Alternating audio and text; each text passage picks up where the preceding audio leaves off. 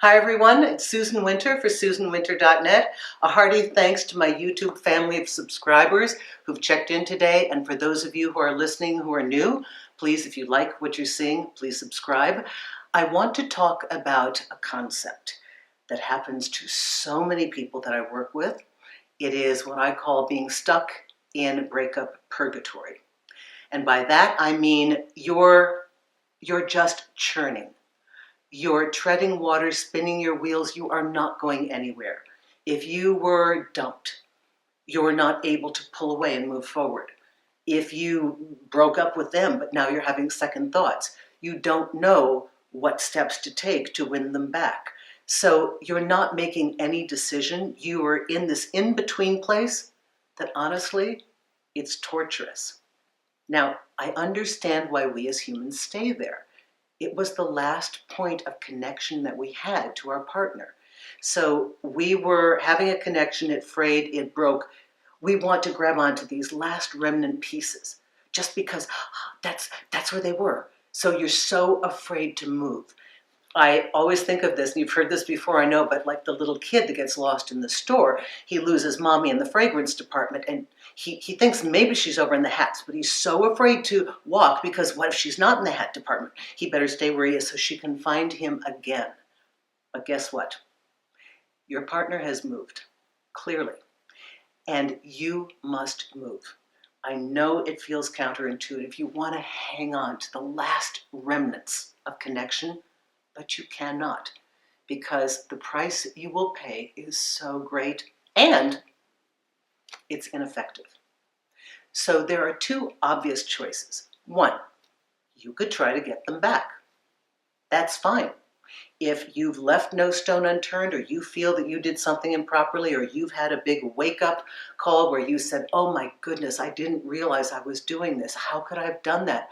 I need to correct this. Then there is a protocol to get your ex back. Mind you, it does involve real change. It's not based on words, it's based on actionable steps that are perceivable to your mate. That's why it can't happen within a week. You just don't get sober within a week for good. You don't just change your entire mentality and stop philandering just because it's been 3 days without your partner and now you realize you want them. So it does take a little time, because it's the time that proves to your partner that you are indeed serious, because now they're seeing constancy. Where they saw inconsistency and lots of, I'll do it, I can't do it, I don't know, I'll try to do it, yeah, I'm going to do it, but I don't. Now they're seeing, did it. This is what gives them the confidence to look again, listen again, and give you another shot. But for this, I strongly suggest that you work with a professional. I know your friends are well-meaning, but they're handing down second and third generation information that may not apply to you step by step, moment by moment. So get with somebody you trust who can walk you through these steps. Now, what if you know it's over, you don't like it, you don't want to accept it, but you really sense, I have to move forward. So this is a great step. Making this choice is a great active step, because once you move forward, you unlock yourself. This means two things are possible. One, that you're going to move forward and find a better mate.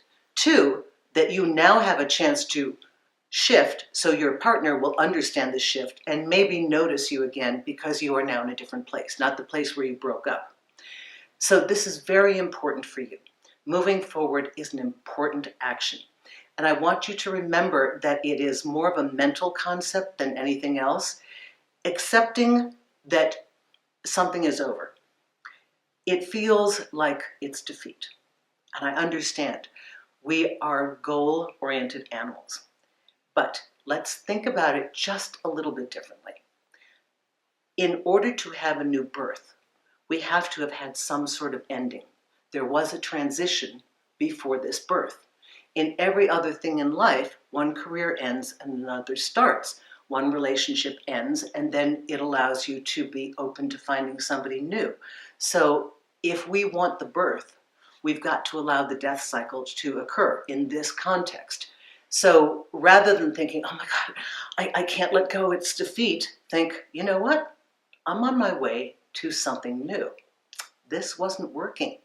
Why would I cling to something that wasn't working? It's the shell of a relationship. There's nothing there anymore. So if you embrace the concept of moving forward, you free yourself, you get the resolution that the human needs to feel like they're achieving their goal, or at least that they have a shot at achieving their goal, and you are also entering the beginning of your birth cycle. So please don't get stuck in waiting and hoping. Please, whether it is a breakup or whether it's just a glitch in the relationship, you need to move. Staying stuck does not serve you well, and they're not going to come back and find you there. It's always a good thing to keep moving forward. Reassess where you've been, think of where you'd like to go, and be very clear with your goals. I hope this helps you. Susan Winter for SusanWinter.net. Thank you, everyone who's reaching out on Magnify. You know how much I love that app. It's great by the minute. We can do a lot of work in very fluid situations.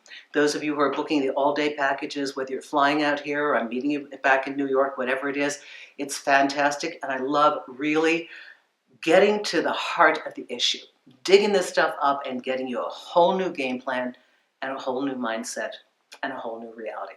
If you like to listen rather than watch, check out the Susan Winter Show on iTunes. And thank you for being such a great audience. Bye-bye now.